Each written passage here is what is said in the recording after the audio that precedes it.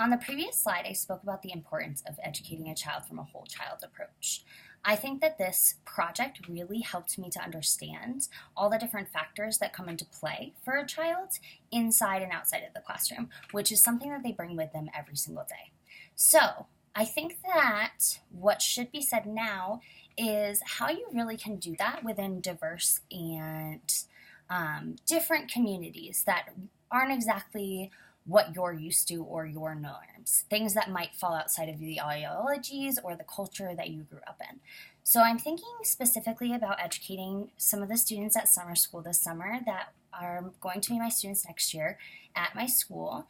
And I'm really thinking about how important it was for me to acknowledge their culture at home. Most of my students are of Hispanic descent, and really just acknowledging their language, what they do at home, what they eat at home, who they are, what their home life looks like, was really important in building connections. But I also think that it's really important when we're educating our students to keep in mind that we don't all have the same system. All of our ecological systems look very different, and I think it's really important to acknowledge that sometimes we may approach things from our viewpoint that is not going to be the same viewpoint from as our students will have. So something that I really wanted to point out in this final slide was how this summer I worked with students around shouting out.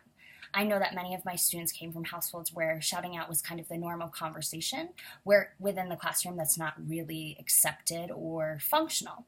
So what I really did for my students in realizing their background was I made sure that I was talking about how that behavior was unacceptable in this specific environment, but that there are differences, if that makes sense, between what is accepted at school and what is accepted at home. And that it's okay to have two different worlds collide, and that we can acknowledge both of them without really putting any value judgment on it. So I think that one of the biggest takeaways from this project is realizing that we all come from very different places, and that will impact the way that we need to speak to our students, work with our students in making sure that we're really educating them in a thoughtful, genuine, effective way. I really appreciated doing this project, and thank you so much.